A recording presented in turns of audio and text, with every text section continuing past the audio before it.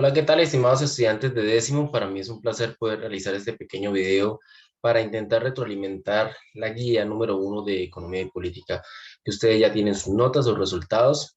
Entonces, sencilla y llanamente, a continuación vamos a proyectar la guía en cuestión. Como ustedes pueden ver, la guía era muy sencilla como tal, era solamente responder dos preguntas, dos aspectos. El primero, muy fácil. ¿Por qué es importante la economía? Tuvimos una videollamada, grabé las clases. Además de eso, no era necesaria una respuesta consultada. Me parece complejo que estudiantes de décimo después de una clase tengan que buscar respuestas puntuales en internet hasta algo que pueden redactar ustedes mismos. Los invito desde ya a que no todo es internet.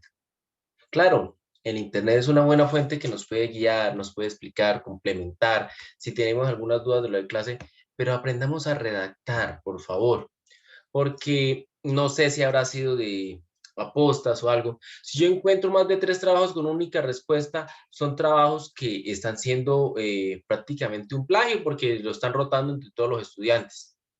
No sé, es lo que uno como profesor puede destacar. Un trabajo que tiene una pregunta abierta de redacción, que no es una pregunta que la respuesta sea literal del material que se les ha enviado a ustedes, es una respuesta que deben ustedes fabricar. No es una respuesta que puedan capturar así como más. Bueno, lo pueden hacer de internet, quizá, pero muchas veces lo de internet deja de lado lo que ha expresado el texto o lo que se ha explicado en clase, ¿sí? Y además de eso, más personas pueden llegar a hacer lo mismo, entonces uno como profesor, lo primero que sospecha es que es un fraude y que los estudiantes están expresando los trabajos. O porque en la videollamada nosotros recibí una pregunta, profe, ¿yo puedo hacer los trabajos con X o Y persona? Como ustedes saben, en el colegio trabajábamos de a tres personas, pero, ahí viene la gran salvedad. No es que todas las respuestas tengan que ser las mismas de mi compañero. Usted puede ayudarse con otro compañero a mirar, a estudiar, claro que sí, obviamente virtualmente, ¿no? Si lo hacen presencial es bajo su responsabilidad. Yo en ningún momento estoy diciendo que lo vayan a hacer presencial, pero guíense, compleméntense, pero no hagan las mismas respuestas, porque es que si hacen así, yo prácticamente me estoy dando cuenta es que es una sola persona la que está haciendo el trabajo. ¿Por qué? Yo en clase al menos podía verificar que todos estuvieran leyendo, revisando, copiando, buscando, pero ustedes en su casa tienen más elementos, la gran mayoría tiene internet o tiene personas que les puede ayudar a complementar, más la ayuda del profesor. Si ustedes tienen alguna duda, yo les puedo complementar por medio de una llamada, por medio de un audio.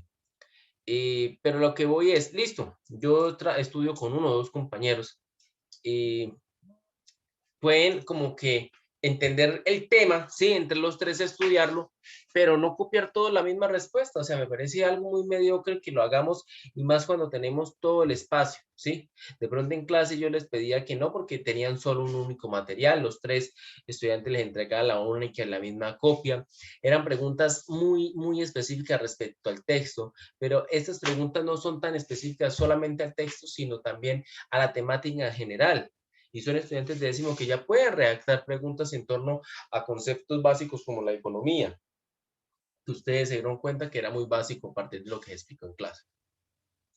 Entonces yo evaluaré y la única pregunta es que sí, desafortunadamente tendré que aceptar si son las mismas respuestas de uno o más estudiantes, es cuando sean respuestas literales del texto, que la respuesta esté literal en el párrafo. Claro, yo me daré cuenta de eso. Perdón, y pues no tengo ningún problema de aceptarlo porque es que más allá de la respuesta literal del párrafo es difícil encontrar otra. Pero cuando son respuestas que es de opinión personal, que le pregunta por qué es importante la economía, la importancia de la economía usted se la puede dar independientemente de lo que diga el texto, puede complementar, puede buscar más fuentes, pero por lo menos en este trabajo encontré varios que no sé si es que fueron toda la misma página o qué, pero uno se pregunta eso. Hasta los mismos errores de ortografía. Entonces, ¿qué puede pensar uno como profesor? Que es un fraude. Entonces no quiero comenzar a anular trabajos, quiero que tengan eso presente, por favor, únicos trabajos que donde la respuesta sea literal del texto, porque no hay otra opción, vaya y venga. Pero desde que haya más opciones, estaré bastante vigilante de eso, ¿listo? Ustedes ahí a quienes les revise el trabajo, ahí les estuve señalando eso, ¿bien? El segundo punto, el cuadro sinóptico. La verdad no les fue bien, ustedes son estudiantes de décimo, pero aún tenemos dificultades para hacer un cuadro sinóptico. Y hay estudiantes que me hicieron algo muy interesante. Buscaron un cuadro sinóptico en internet. Uno diría, profe, pero ¿por qué no me lo vale si es de economía? Bien, resulta y pasa que usted lo que me está haciendo es aprovechando una gran ventaja que tiene, que es Papá Google. Pero es que Papá Google usted no lo va a tener siempre. Y Papá Google cumple un ejercicio de transcripción que en este momento no le estoy pidiendo, le estoy pidiendo un ejercicio de interpretación, un ejercicio de capacidad de enfrentarse a un texto para poder dar cuenta de cuáles son las categorías que el texto va presentando, en este caso sobre la economía. Si usted presenta eso, listo, claro, usted va a decir, profe, pero es que ve, ahí está. Primero que nada, ¿sí? No me está demostrando capacidad de síntesis, capacidad de inferencial, capacidad de estructuración de un texto y análisis del texto como tal. Y por el contrario, lo único que está haciendo es un ejercicio de transcripción que en este momento no le estoy pidiendo como tal. Porque si no, no les envío texto y solamente les escribo, a partir de una consulta hagan un mapa sinóptico sobre la economía, un cuadro sinóptico, ya. Pero no les estoy pidiendo eso, les estoy pidiendo específicamente sobre el texto. Por eso es que muchos trabajos de los que encontré así no se los valí por eso. Bueno, otros estudiantes lo que me hicieron fue prácticamente una especie de copy y pegue de todo el texto, ¿sí? Y no, estamos entendiendo que eso ni siquiera era un mapa conceptual, algunos se asemejó a algún mapa conceptual. Hubo una chica que sí hizo un ejercicio muy interesante del cuadro sinóptico, pero no le quedó bien, no porque no lo hubiera hecho bien, sino porque no estableció bien las categorías, pero me pareció el mejor cuadro sinóptico que vi en ese aspecto. Y a continuación, pues mostraré, obviamente está abierto a debates, si ustedes me muestran que, profesor, usted está equivocado, con mucho gusto, yo rectifico mi posición, de lo contrario, no. Entonces, hablemos rápidamente. ¿Por qué es importante la economía? Ustedes leyeron ahí en el texto.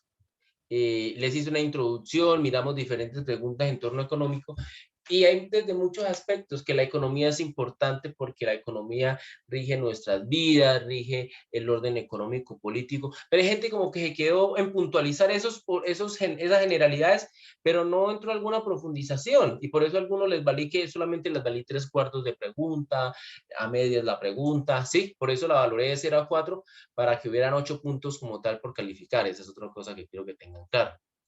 En esa pregunta, lo importante era señalar la economía, ¿sí? Ya sea con sus palabras, lo ideal era con sus palabras, ¿sí?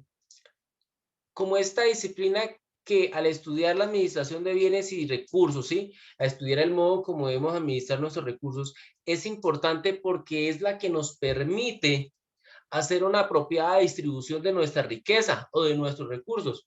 Porque, ojo, porque los recursos y el dinero, y, perdón, los recursos no son solamente dinero, los recursos son agua, ¿sí? Los recursos son físicos, como hojas de cuaderno, como los utensilios de la casa, como el mercado que tenemos. Cuando yo hablo de economía, hablo de aquella capacidad de dar cuenta del carácter limitado de los recursos y la necesidad de una apropiada distribución, ¿sí? Y un apropiado empleo. Pero a su vez el texto posterior nos decía que, ojo, porque la economía no es solamente distribuir los recursos, sino saber poner a producir aquellos recursos y no dejar que se vuelvan obsoletos. Ejemplo, no es lo mismo una persona, ahí sí como hablan de la parábola de los talentos de Jesús, ¿no? Ustedes la han escuchado muy bien. La del maestro que se va a ir y le entregó a cada uno de sus discípulos talentos, es decir, dinero. A uno le entregó menos, a otro le entregó un poquito más y al otro poco más. Y mientras uno llegó y los enterró, el otro los puso a producir en algo y el otro los multiplicó enormemente. El que no los puso a producir, pues no puso a hacer nada, o sea, ese dinero ahí quedó muerto. Lo mismo pasa en la economía, o sea, yo puedo tener tierra, por ejemplo, pero si la tengo baldía, si no estoy haciendo nada con ella, es una tierra improductiva que lo único que me está haciendo es, más allá de que de pronto tenga algún valor comercial, no está cumpliendo ninguna función. Y uno dice, no, pero es que a mí qué me importa, pero socialmente tiene consecuencias, ¿sí? Por lo menos en muchos países las tierras que no son productivas son tierras que se deben pagar impuestos cuando son grandes extensiones de tierra, porque se necesita mínimo el obtener alimentos para la sociedad, ¿sí? Una tierra mínimo debe ser productiva, tanto para el dueño como para la sociedad de alguna manera. por lo menos para mantener la capacidad alimentaria de los alimentos, de la sociedad, perdón. Bueno, entonces esta pregunta no tenía una respuesta en específico, sino era más su capacidad de creación y darle importancia. Y hay personas que solamente usaron un parrafito, o sea, era para menos unos 2 párrafos, o sea, redactar un poquito, soltarse. Hubo un estudiante que lo hizo bien, pero digamos así, o sea, escribió bastante, pero no tuvo coherencia y por eso no le pude dar una buena calificación, pero le felicito que al menos se esforzó, ¿sí?, en redactar.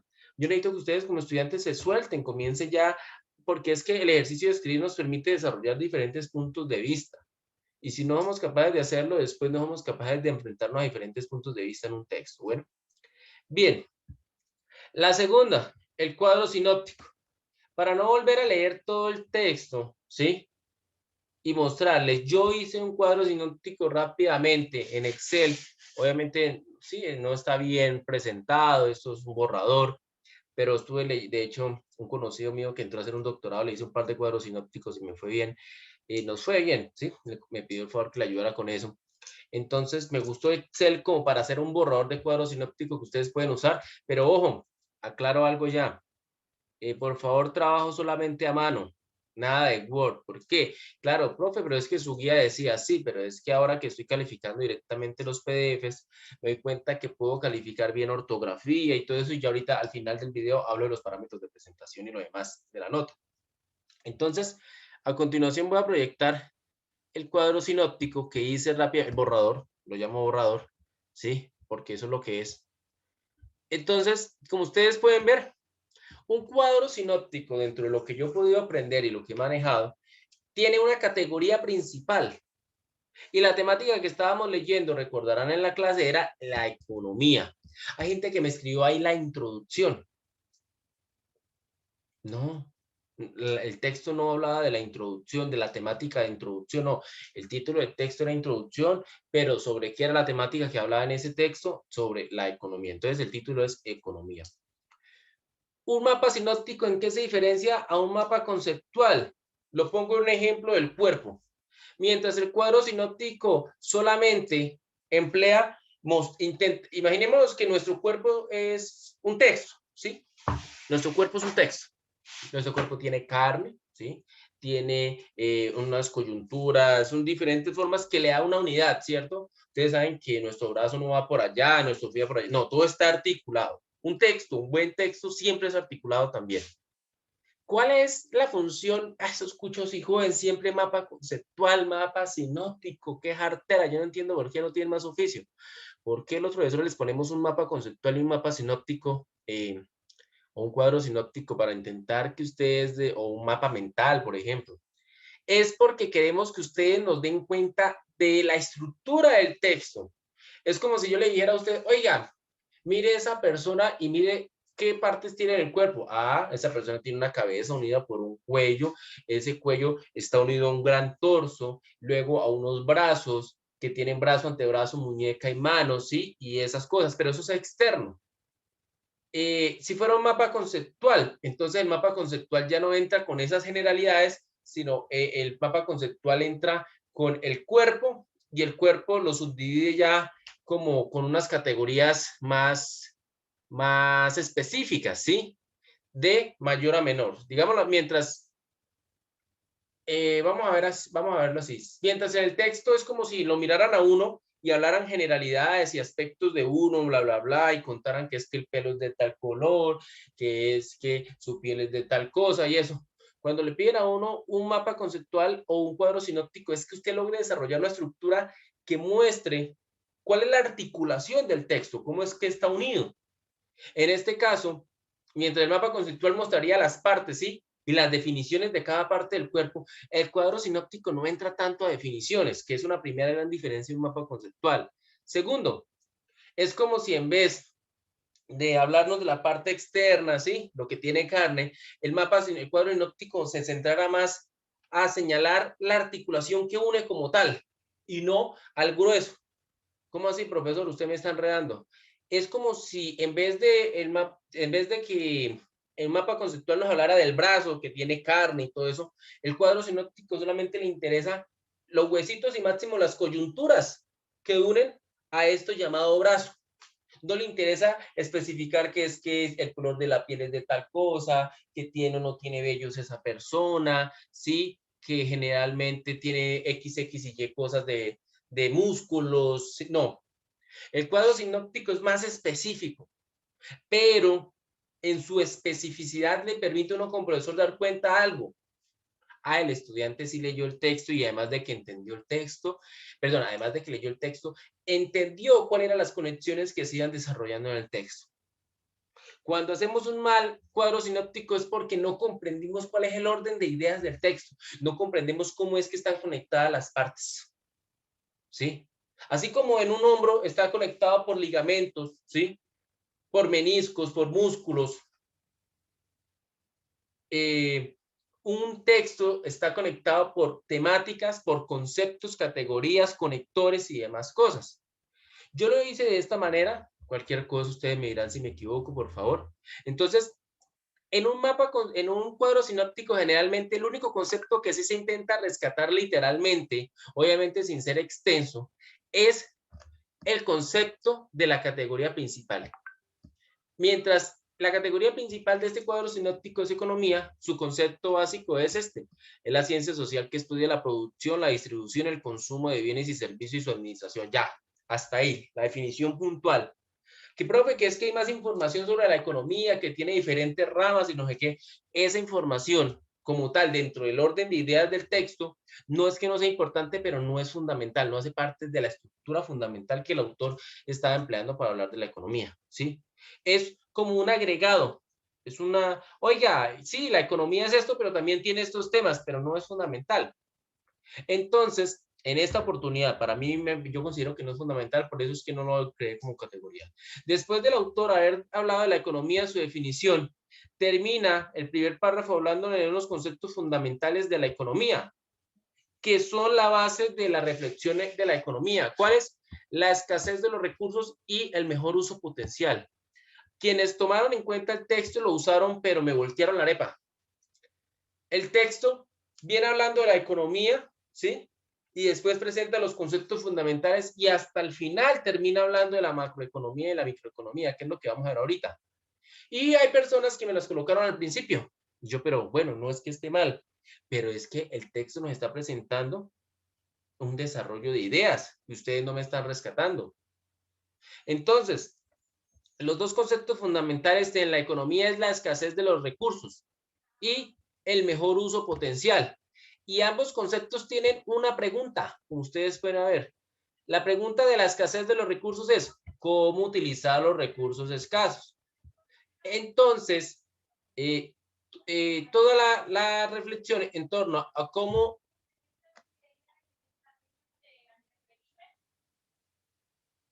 Un momento, por favor, que es que tengo a alguien en la puerta. Bien, les pido disculpas por la pequeña pausa al corte en este video, pero tenía que atender algo en la puerta. Continúo. Estamos hablando de que esta economía tiene unos conceptos fundamentales que el texto nos presentó. Y el texto nos presentó primero la escasez de los recursos y después nos usó, desde 1930 apareció otro aspecto y para eso empleó un ejemplo histórico para mostrar que apareció el mejor uso potencial como otra problemática a tener en cuenta en la economía. Y ambas cuestiones o conceptos fundamentales responden a una pregunta. Primero, ¿cómo utilizar los recursos escasos y cómo mantener los recursos activos? Bueno, y ¿sí? Cada una de estas preguntas, a partir de la correlación que nos hace el texto, nos dice, ojo, cada una de esas preguntas terminó haciendo nacer dos ramas fundamentales o dos enfoques básicos de la economía, porque la economía tiene como pilares dos enfoques. Primero era solo el macroeconómico, es decir, hasta antes de 1930, la única pregunta era en torno a un nivel general, total de bienes y servicios producidos, ingreso total obtenido, nivel de empleo de los recursos productivos, comportamiento general de los precios. Es decir, una reflexión general en torno a los aspectos elementales de la economía a un nivel macro, a nivel de países, de continentes, pero esa visión general, que no es mala, había dejado de lado una visión más particular, ¿sí? una visión que dejaba de lado el día a día entre dos actores básicos de la economía que después de esa crisis se dieron cuenta que también eran fundamentales tener presentes. ¿Cuáles? Principales agentes que participan en la economía, en el día a día, pero no habían sido tenidos como en cuenta del todo, ¿sí? Y quiénes son, mire, los consumidores y las empresas, ¿sí?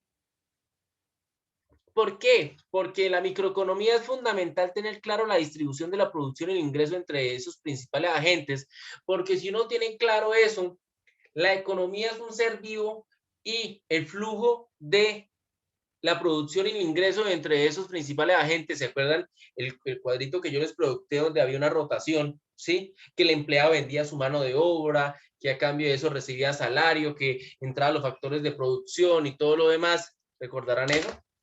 Eso es como una especie de sangre, ¿sí? Que si esa sangre circula, oxigena el día a día del aparato económico.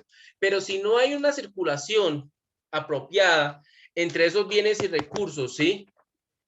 De factores principales de la economía, van a haber crisis. Y eso fue lo que pasó en 1930.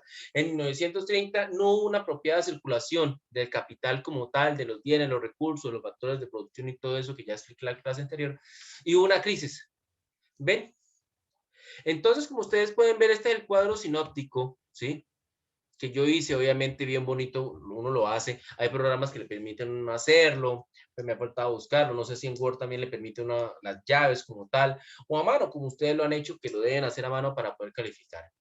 Con eso cierro el cuadro sinóptico. Lo vuelvo a mostrar una vez más. Economía, definición, los dos conceptos fundamentales, la pregunta de cada uno de los conceptos fundamentales. Esta es una llave de unión, ¿sí?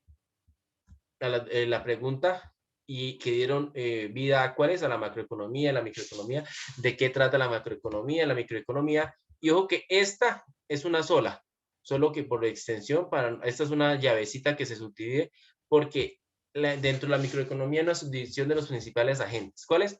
Los consumidores y las empresas. Bien. Entonces, antes de cerrar este video, quiero que tengan claro el asunto ¿de qué? De la calificación. De ahora en adelante, cada trabajo calificaré dos cosas, forma y contenido. Recordarán que antes trabajamos la cuestión del hacer como algo práctico que ustedes demostraban dentro o fuera de clase, ¿sí? Que no mostraban capacidad de conocimiento, sino era puesta una práctica, ¿sí? Para la puesta en práctica de conocimientos o capacidades. Es decir, tareas, quizzes, talleres, dramatizaciones, exposiciones, etcétera, etcétera. Pero ahora por la coyuntura en la que estamos, y creo que lo voy a manejar así, y eso creo que va a ayudar mucho a los estudiantes para pasar nota, voy a dejar de lado forma y contenido en todo trabajo. La forma va a ser siempre lo que corresponde al hacer, es decir, el estudiante entregó a tiempo, entregó con un apropiado encabezado, desarrolló todos los puntos que le vieron o no, lo presentó el trabajo adecuadamente, ¿sí? Se pueden ver las cosas, no hay errores de ortografía, redacción, etcétera, etcétera. No es fraude, no es copia de los demás, etcétera, etcétera, aunque eso sí también entra en la parte del saber. Y el saber como tal, la evaluación de los contenidos que ustedes desarrollaron. Si la pregunta le quedó bien, pues en la nota del saber se ha reflejado. Si la pregunta le quedó mal, en el hacer no le va a afectar, pero en el saber sí la va a demostrar. Bueno, que usted, a pesar de que entregó el trabajo y cumplió con los criterios de forma, en contenido, desafortunadamente, o cumplió o por el contrario no cumplió. Bueno, cada trabajo va a ser así. Recuerden que todas estas notas del hacer se van a computar y van a ser el 35% de la nota del periodo y el saber es el 45% de la nota del periodo. Es decir, las notas del saber se computan, se suman, se dividen y esa nota va a ser el 35% del total de la nota del periodo y la otra el 45% y así sucesivamente. Bueno, entonces, no siendo más, bueno, faltaría la nota del ser, que es al final del periodo, que es una autoevaluación acompañada de una coevaluación, es decir, su nota más mi nota a partir del compromiso que ustedes han tenido con la clase. Bueno, no siendo más, les deseo lo mejor, espero que estén muy bien. Quedo atento a cualquier duda, pregunta, inquietud, reclamos. Ustedes pues, están en todo su derecho. Si me he equivocado en algo del criterio de calificación, con mucho gusto. Si me demuestran que estoy equivocado, estoy totalmente abierto a corrección. Ustedes saben que siempre he sido así y como ser humano también me puedo equivocar en algo tan vasto y tan amplio como las humanidades. Bueno, les deseo lo mejor, espero que estén muy bien.